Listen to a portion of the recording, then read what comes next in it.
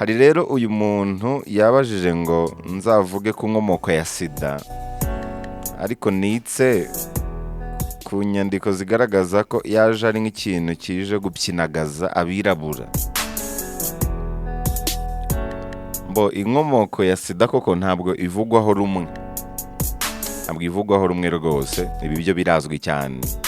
Nk'iyo ugiye ku mateka yemewe, uvuga amateka yemewe nimvuga ari official, ubona ko abashakashatsi bavuga ko virusi ya sida yagaragaye mu myaka y'1980. Ibitabo bimwe bikavuga ko yaje ari nk'isano rya virusi ebyiri, ni ukuvuga iyi HIV yaje ikomoka ku yindi yitwa SIV. HIV ni ubwoko bwa lentivirus zikunze kwibasira ubudahangarwa bw'umubiri. Iyi rero isa cyane n'indi yitwa SIV, Simian Immunodeficiency Virus, nayo rero ishegesha ubudahangarwa bw'umubiri, ariko iyi iri mu bindi binyabuzima bitari abantu, urugero nk'inguge, niyo mpamvu nyine bayita SIV, Simian Immunodeficiency Virus. Yagera mu muntu rero ikitwa HIV.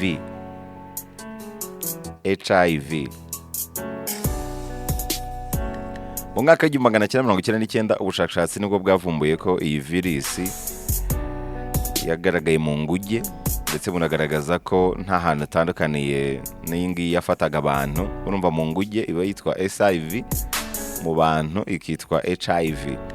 Ni nabyo rero bahereyeho banzura ko HIV-1 ishobora kuba yarakomotse ku nguge.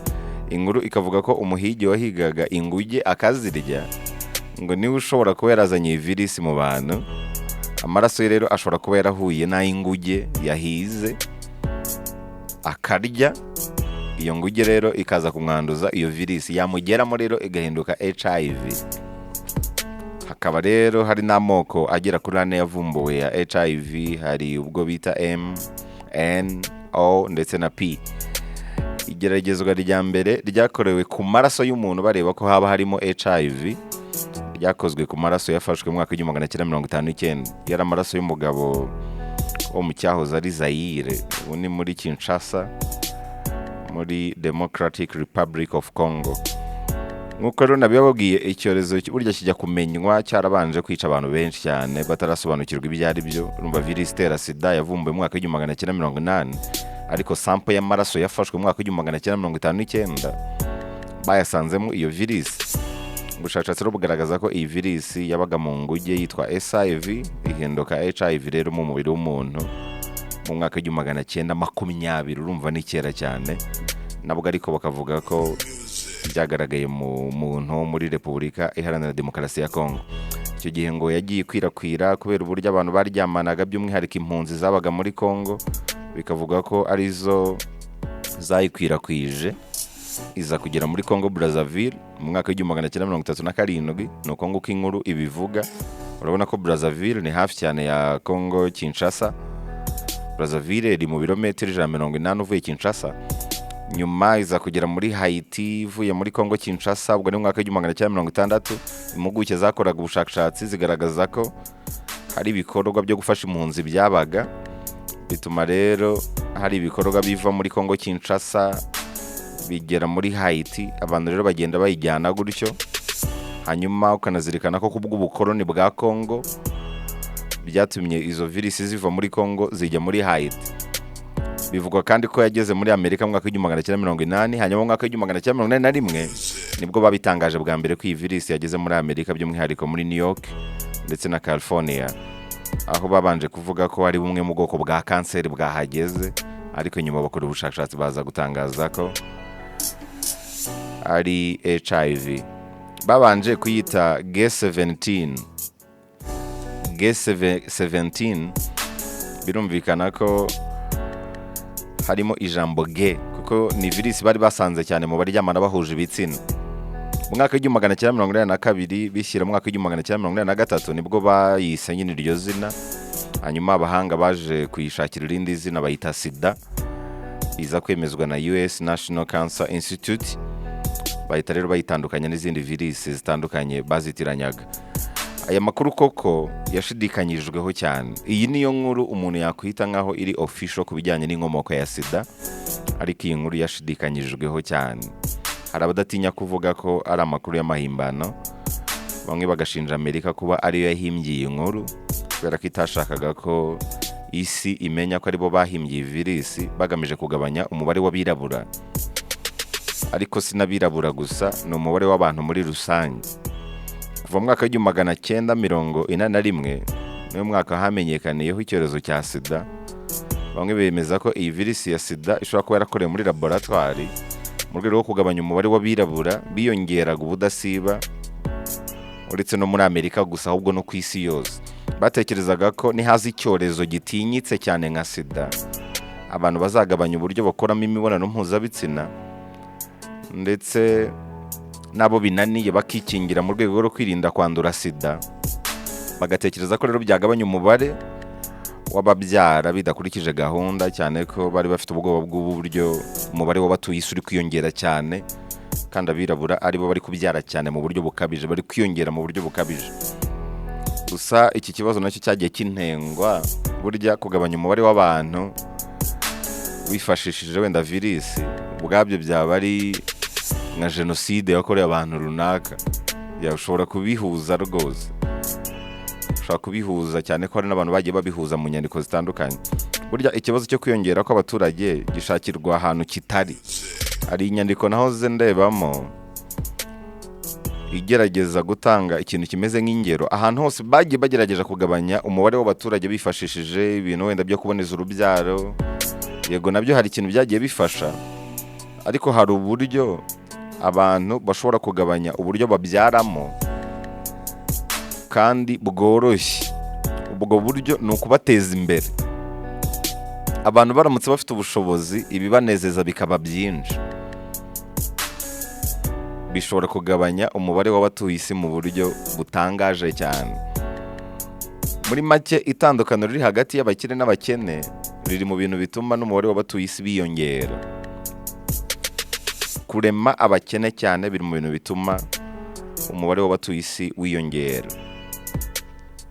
Bihita bituma no kubyara nyine bidakurikije gahunda bibaho, kubera ko ibyishimo byonyine umukene abasha gushyikira ni ibishingiye ku mibonano mpuzabitsina, mu gihe umukire we aba afite ibintu bimurangaza byinshi, afite televiziyo, afite ubushobozi bwo kwishyura ibintu runaka, ibitaramo, arajya mu mipira, nyine afite ibintu byinshi bishobora kumurangaza.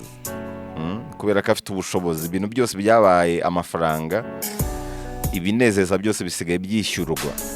Usanga rero umukene ikintu cyonyine gishobora kumunezeza kandi wenda ashobora kubona mu buryo bumworoheye kubera ko afite umugore, ni uguhuza urugwiro.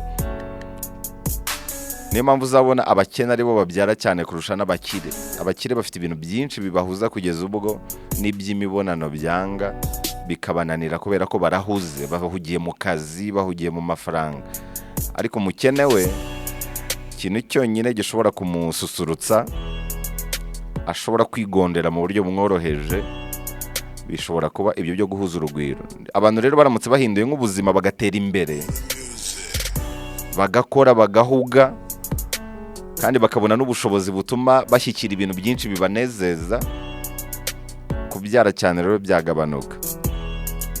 N'abatuye isi ntibakomeze kuyiremerera mu buryo butuma hari imirongo imwe n'imwe wenda ya politike iza igamije icyo kintu, nubwo batabyanzura cyangwa se ngo babyerure bavuge gutyo. Hanyuma rero nihuse, mu mpera z'umwaka wa 2005 hari ubushakashatsi bwakozwe na Rand Corporation hamwe na kaminuza ya Oregon State University bwagaragaje ko igice kinini cy'abirabura b'abanyamerika bizera ko sida yakorewe muri laboratwari kandi igamije kurimbura abirabura. Byonyine no kuba nyine wakibajije kuriya nuko ayo makuru wigeze kuyumva. Uzi ko hafi 1/2 cy'abakorewe ubushakashatsi batangaje ko bizera ko sida yakozwe n'abantu, mu gihe 1/4 bemeje ko bizera ko sida yakorewe muri laboratwari na leta y'Amerika. 12% basubije ko yakozwe igakwirakwizwa n'urwego rw'ubutasi rwa Amerika CIA, mu gihe 53% batangaje ko umuti wa sida uhari ariko ukaba wimwa abakene, mu gihe 16% bemeje ko sida yakozwe ngo hakorwe igabanywa ry'abirabura ariko muri rusange no kugabanya abatuye isi. hanyuma 15% basubije abakoraga ubushakashatsi ko sida ari ubwoko bwa jenoside yakorewe abirabura. Muri 2009 abirabura bari 14% by'abaturage bose ba Amerika. Tekereza abaturage bose ba Amerika muri 2009 14% bari abirabura. Ariko ikindi kintu gitangaje noneho nuko 44% by'abanduraga ubwandu bushya bwa virusi itera sida bari abirabura, kandi ari nabo bake cyane muri Amerika ugereranyije n'ubundi bwoko bw'abantu. Bivuga ko rero aribo banandura cyane kurusha n'abazungu. No kuvuga sida ikozwe mu buryo cyangwa se iri mu buryo abirabura bayandura vuba ugereranyije no ku muzungu ayandura. Ari ari kimwe mu bintu nacyo cyakwirakwirije cyane icyo kintu cyo kuvuga ko sida yakorewe muri laboratoire igamije kugabanya umubare w'abatuye isi. Hari inyandiko yitwa Programme de Virus Spécial de l'États-Unis, inyandiko ya Sena ya Amerika, bivuga ko ari yasobanuraga ku buryo burambuye ikorwa rya sida muri laboratoire. Inyandiko yataburuwe mu bintu byagizwe ubwiru, bivuga ko kuva mu mwaka w'1932 kugeza mu mwaka w'1972 Leta Zunze Ubumwe za Amerika zashyize miliyoni 500 z'amadolari mu mushinga wo gukora iyo virusi yica. Iyi nyandiko igaragaza uruhare rukomeye cyane rw'umudogiteri washyizwe mu majwi n'abahanga benshi, no witwa Dr. Robert Gallo, n'abantu bari bamwungirije ngo niwe bahaye icyo kiraka. Hanyuma mu mwaka w'1977 nibwo bakoze litiro 66 zabanje koherezwa muri Afrika zijyanywe mu rukingo rw'indwara ya variole. Nyuma iza kujyanwa mu bagabo babanaga bahuje ibitsina muri New York, San Francisco ndetse na California. Uyu Dr. Gallo wo mu kigo cya National Cancer Institute bakaba n'umwe mu bavugagaho kuba ari umwe mu bakoze agakoko gatera sida, hamwe n'uwitwa Dr. Luc wo muri Institut Pasteur yo mu Bufaransa. Bo bahakanye amakuru bivuye inyuma bagashyigikira amakuru avuga ko sida yaba yarakomotse nyine ku nguge mu mwaka w'1930.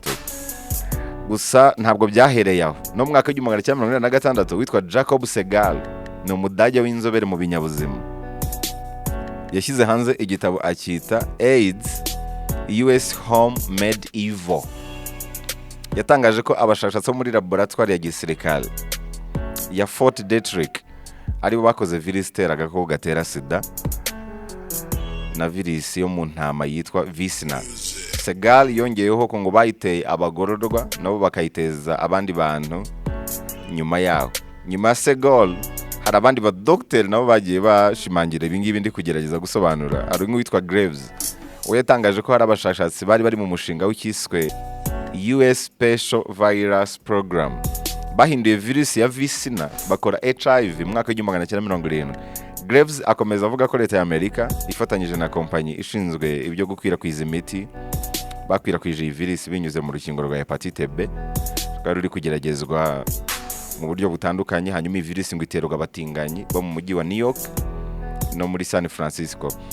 Hanyuma indi nyandiko yigeze kubikomozaho niyo muri Mutarama mu mwaka w'1996. Ari umudokiteri witwa Ronald yashyize hanze igitabo akita Emerging Viruses, AIDS and Ebola. Ayibajije ikibazo avuga ngo ni nature accident or intentional. Ese byaba ari ibintu byaje koko biturutse kuri kamere y'ubuzima cyangwa ni ibintu byahimbwe byakozwe bigambiriwe? Muri iki gitabo gifite amapaje agera kuri 548 agaruka ku kuba izi virusi zombi zarakozwe nk'intwaro zigomba kugabanya umubare w'abatuye isi, ndetse akagenda atanga n'ibimenyetso wenda umuntu atakwinjiramo cyane. Mu bo Dr. Leonard atunga agatoki harimo wa mudokiteri witwa Gallo. Mu gitabo cye uyu mudokiteri avuga ko sida yabanje guterwa abatinganyi bo muri New York ndetse ikanakwirakwizwa muri Afrika yo hagati binyuze mu rukingo rwa hepatite B rwari rwatewe inkunga na Leta ya Amerika. Ibi rero uyu mudokiteri akaba ari byo yita jenoside yakozwe mu rwego rwo kugabanya umubare w'abatuye isi. Muri 2008 hari n'umupasiteri witwa n'umurevera witwa Jeremiah yatangaje ko sida ari icyorezo cyakozwe na Leta ya Amerika mu rwego rwo kugabanya abirabura. Gusa icyo gihe abakurikiraniraga amakuru bumvise ko icyo gihe Obama yari umusenateri, yahise anyomoza uyu mupasiteri, yahise amunyomoza cyane. Hari n'abandi benshi barimo n'abakomeye bakunze gushyira mu majwi ya Amerika kwisha inyuma y'iyi ngingo. Muribuka no mu bihe bishize ninde mu perezida wo muri Afrika wigeze kubivugaho ra ni Tabombeki yayoboraga Afrika y'Epfo yigeze gushinja Leta Zunze Ubumwe za Amerika yeruye arababwira ati nimwe mwakoze sida muri laboratoire za gisirikare muyikwirakwiza mu isi murangije murema inkuru yafashwe nk'aho ariyo nyayo ku bijyanye n'inkomoko ya sida.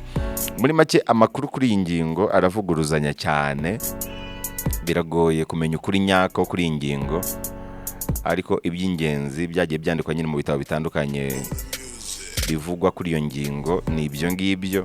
Urumva twifashishije zimwe muri izo nyandiko z'abo bahanga bagiye babikomozaho, ariko tunarebera hamwe inkuru ya nyayo ijyanye n'inkomoko ya sida koko yemewe ku ruhando mpuzamahanga, aho bivuga ko yaturutse muri Repubulika Iharanira Demokarasi ya Kongo, iturutse mu nguge, bikemerwa gutyo, nubwo abahanga batahwemye gukomeza gushyiraho inyandiko zivuguruza cyane iki gitekerezo cyangwa se iyi nkuru ijyanye n'inkomoko ya sida ya nyayo.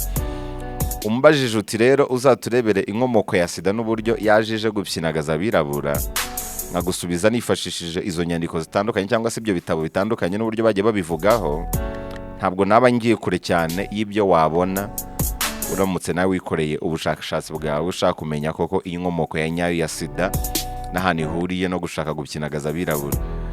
Ariko sinabirabura gusa, kubera ko nababwiye ko bikekwa ko yaba yarakozwe yaba itarakozwe. Abahanga benshi bagerageza gushimangira ko yaba yarakozwe, ubwo ngo yaba yari igamije kugabanya umubare w'abatuye isi bari bamaze kwiyongera cyane cyane ko mu myaka nka 30 ishize 40 ishize nibwo abatuye isi biyongereye mu buryo buteye ubwoba, bariyongereye cyane. Niyo mpamvu hari ingingo zimwe na zimwe muzajya mwumva ziba zihishemo icyo kintu cyo kugira ngo abantu bareke gukomeza kwiyongera cyane ku rwego rwo hejuru, kubera ko ubu ngubu umutwaro ukomeye mwene muntu ashobora kwikoreza isi none ahangaha ni ukubyara cyane.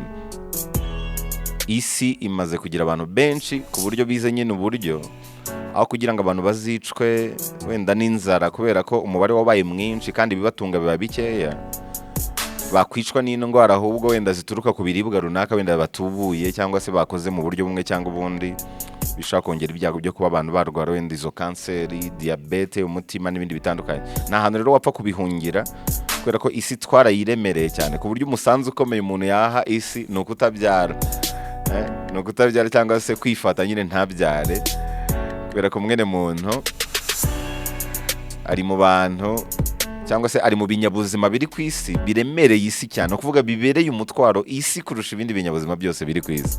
Nicyo rero nasubiza uyu mukunzi w'inzu y'ibitabo, nabwiye ko twese dusoma ibitabo byinshi bitandukanye, by'umwihariko mu nzu y'ibitabo dusoma ibitabo by'ubwoko butandukanye, ibyo twemera ibyo tutemera turabisoma. Icyo tuba tugamije ni gufunguka mu mutwe niba ariko nabivuga, cyangwa se ni ukwiga no kumenya. Uwabajije rero kuri iki kibazo mushubije muri ubwo buryo, nyega ko hari ikintu yaba akuyemo, nawe nyine ushyiramo inyurabwenge yawe kumva ibyo ari byo. Niyo mpamvu gusoma gusa bidahagije, nawe ushyiramo inyurabwenge, ariko gusoma ni ngombwa kugira ngo niyo nyurabwenge ibashe kuboneka.